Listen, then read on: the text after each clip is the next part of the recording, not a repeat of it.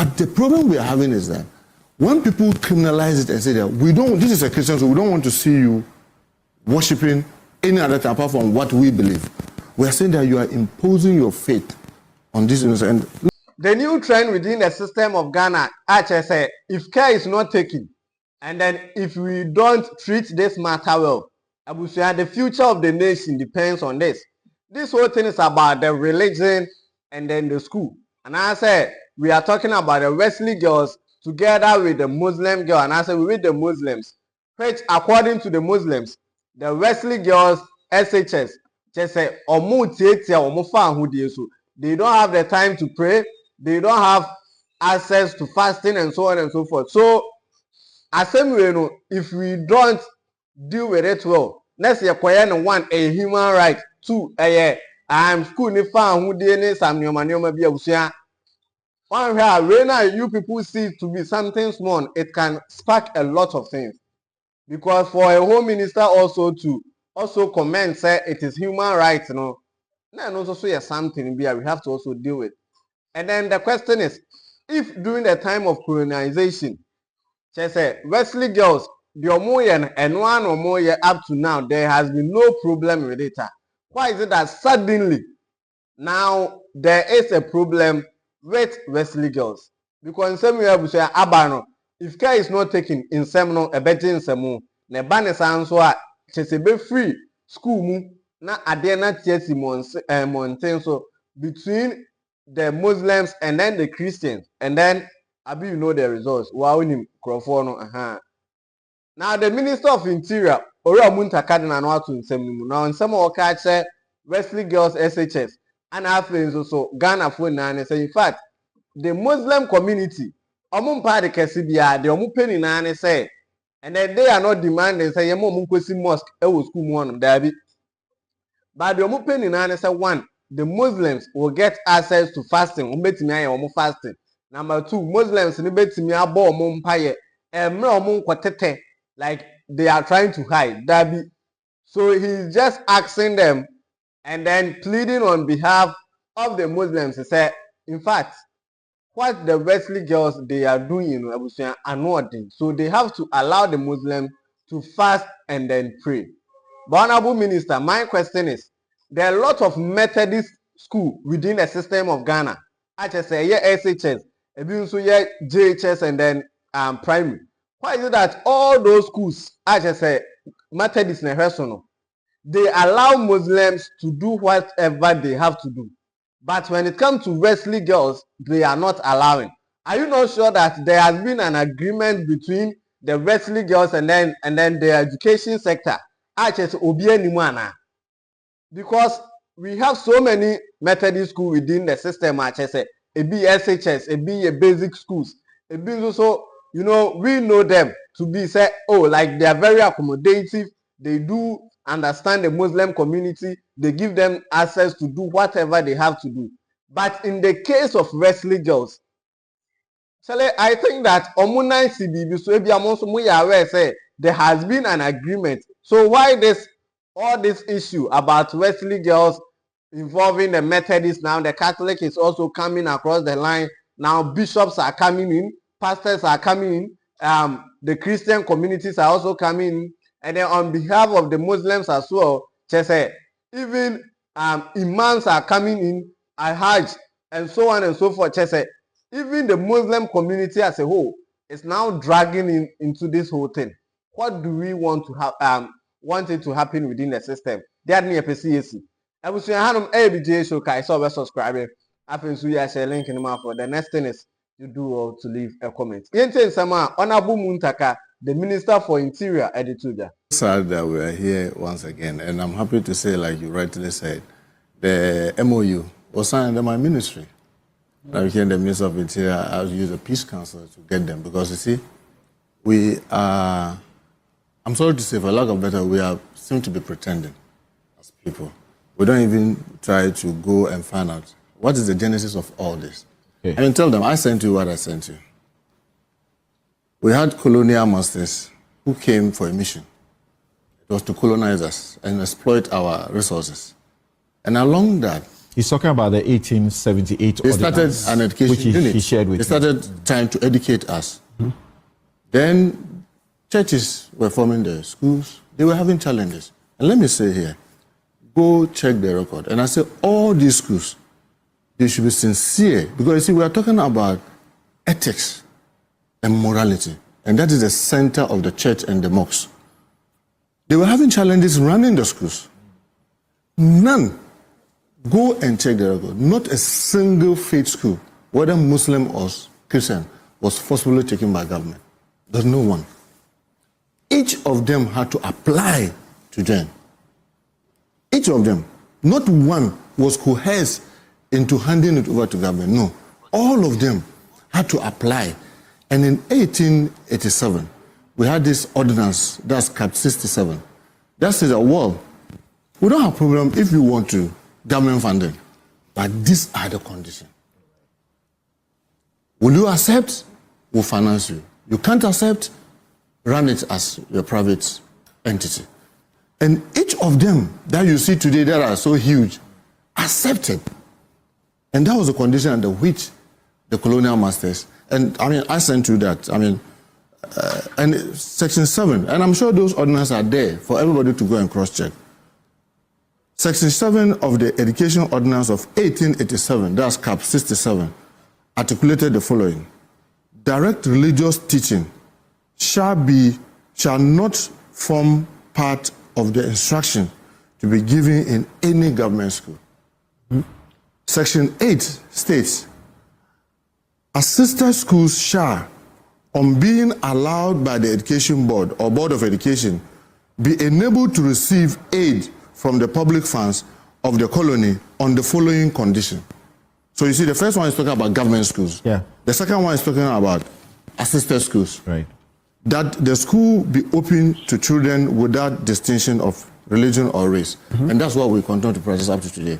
That's why the school selection selects you and puts you anywhere. It doesn't allow you to say that, I won't go to this school because it's a Muslim school. I won't go to this school because it's a Christian school. Because of the inclusivity. An assisted school means faith-based. That school not being a government school, receiving financial assistance from the government. Yes. No, and that's most important here. 6, Section 8(6), that no child receive religious instruction objected to by the parent or guardian of such child, or be present when such instruction is given. And then the interpretation column, that's Section 3, says, assisted school means a school not being a government school receives financial assistance from the government. And this was 1887, long before we had independence. And when we had independence, this was what is in our Education Act. Just to keep the inclusivity.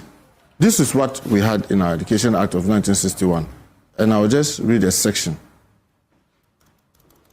Section 22 says, provisions relating to race, language, and religion. A person shall not be refused admission as a pupil to, or refuse attendance as a pupil at a school on account of the religious persuasion, nationality, race, or language of that people, or of either of the parent of that people. 2, a test or an inquiry shall not be made of or concerning the religious belief of the people or student prior to their admission to a school or college. 3, a person attending or desirous of attending a school as a pupil shall not, if parents object, be required to attend or to abstain from attending, whether in the institution or elsewhere, a Sunday school or a form of religious worship or observance or instruction in religious subjects. Why did I make reference to these two? Listen, I'm sorry to say, I sit today as the Minister for Interior, and yesterday we just finished a West African security meeting with all the ministers from West Africa, and then we were gracious to have the Minister for Interior for Netherlands sitting in. You may not believe me, our forebearers did so well by putting this to keep us together. They did so well. from colonial time through independence to today to keep us together. That is why myself and Mercy, we can play, we can do any other thing without even asking what tribe is he. Without he being conscious about what religion I have. Or something, I heard some of the arguments Prof and my sister were making. Believe me, since this struggle started, we have never asked. When I say we, I'm talking about the Muslim community, that allow us to build a church, a mosque in a Catholic school. Never. Never. All we are saying is that. So on that point, before you continue to develop it, the plaintiff in this suit, Shafiq, Yeah. he says, he confirms what you have just said. Yeah. He says, we are not seeking to build mosques in mission schools. All we are asking for is to be allowed to pray and fast. Simple. So I ask him the question, in Wesley Girls, do they prohibit prayer by Muslims? He says, yes, I'm told. And something, Yes, let me say this. And I sit here, with the greatest of respect and with all my integrity. Wesley Girls ask girls to spy even the Muslim girls to make sure they don't pray. Yes.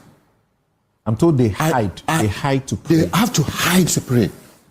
Look, we are playing with something that, I'm sorry to say, can degenerate our society. Today, but my worry is the this: Friday prayers, no, like people who go to church on a Sunday. No, is there the daily prayer? Yes, the daily prayer. In the case of Muslims, women alone do not even do Friday prayers. It's not even mandatory for a female to be there. That's why you see when you go to most of our Friday prayers, many of them you don't even see them in large numbers. You see the elderly because it's not mandatory. It's for the male. I get it. And even in the case of the male student, let's say, for lack of better word, let's say Presbyterian Boys Secondary School. My second born attended Presbyterian Secondary School. They only have a place where they worship. It's not a mosque, but they give them a space where they can worship. In Achimota, they give them a place where they can worship, but they adhere to all the schools. And people say that, oh, you can't get up and go and pray at 1 and get up and go and pray at 3. That's not what they are seeking for. During break time, the prayer takes sometimes 5 minutes. Don't criminalize it, because they are criminalizing on those campuses. But let me say this something. I can tell you, majority of the Christian schools are very accommodating. Believe me, if you ask me to rank them from, say, 1 to 100, I can say with authority that over 80% of the Christian faith-based schools are very accommodating. Now, since this struggle started, do you know what we are beginning to see as ministers, or as a minister for Interior? Some of the Muslim schools are beginning to also do. I said, no. What you complained that was wrong somewhere, we will not allow you to also do it here. Because one, others are beginning to say that, look, you come here, this Ahmadiyya Muslim, I'm just saying that because I don't want to mention a specific school. This is a Muslim school, so you have to perform ablution and you have to be in the mosque. Fasting is one of the 5 pillars of Islam, and it's mandatory for every Muslim who is healthy. So during Ramadan, we won't cook, we won't provide lunch. We only provide the dawn prayer. If you want, you can keep your dawn prayer food as a Christian and eat it in the afternoon. That is intolerance. Whether it's coming from the Muslim faith school or Christian faith school, we are saying that less accommodation. And then you see that, we did, the Memorial Sunday. We took our time. And I must admit, it was started by the previous government. And when I came, I said, look, this is a very good thing that we need to finish the race. So together with the Minister for Education, we tried to get this thing signed. You see the people who signed 13, almost all the heads, including the garrison education and the police education, they all signed that will be accommodative. And accommodative varies. But what is happening in some of the schools is that they virtually criminalize even you trying to say that you are of this faith or that faith. And Susan was talking about order. Yes. So we are in the school, and the Muslim student has to move out how many times? Maybe 3-4 times during the day to go and pray. The school management may think that is not good for their education. It's an interruption. and it may not also help to properly monitor them. What do you say? And I said that, look, anybody who tries to do that is an act of indiscipline because it's not, that's not how it's done. The dawn prayer is done, depending on the time, currently it's around 4:50, just before 5 o'clock. How does that disrupt school activity? The Zuhur, that's the first afternoon prayer, currently is around 12 to about 1 o'clock. And then the second one is around 3. You can put them, that's one of the beauty about our you can put them together during break and have both the 1 and the 3 done during break. And maximum, it won't take you 10 minutes. The fourth one is done currently around, and then the last one, that one even lasts it starts from 7 up to around midnight. Meaning that you can go for prep, finish even prep, and come and observe it. So if anybody says that because I'm a Muslim and I'm in even TIMAS, TIMAS Secondary School, will not allow you to say that, oh, it's 12 o'clock, I'm going to go out to pray and come back. And then 3 o'clock, I'm going out to pray. No, even TIMAS will not. Islamic Secondary School in Kumasi, they will not allow you because they know you can do that during break time. But the problem we are having is that when people criminalize it and say that this is a Christian, so we don't want to see you worshiping any other thing apart from what we believe.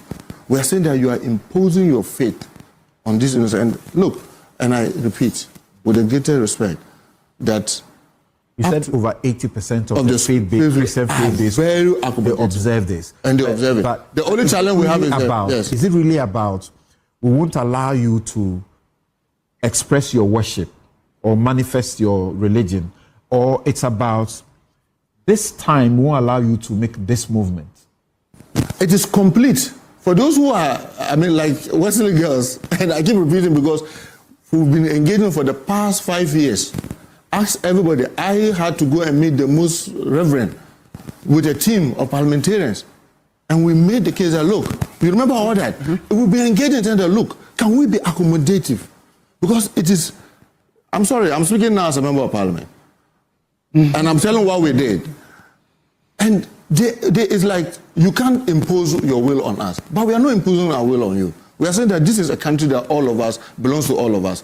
And we all have to be accommodative to accommodate each other. But let me say this, very, very important. You don't have no idea what's going on in a sub-region. And I can bet you, many of them have their roots in the way they created silos in their communities. That's Honorable Muntaka for us in so much as what the two journalists, they are not asking for much. And then he's also putting his integrity on the line. Say, in fact, Wesley Girls or more say Muslims in the school. But the question is, allegations are burning in Nano. Yenya craba kumpo krama nembeka say, in fact, we hide to pray. Yenya all students be my name because ampo, we do hide to pray. All what you people are saying, it is from you outsiders. Mamunko school ni bida mona moka. Say, oh, abusuya. Like these things, and you can say your body and hosa. These things we don't have to drag the whole nation into this because you know the end result. As the interior minister, winning the debate in Messi, but you know he's also a Muslim, so I was a casa on behalf of his people. I had Bjay, so can you subscribe? I think we are sharing link in for the next thing is you do well to leave a comment.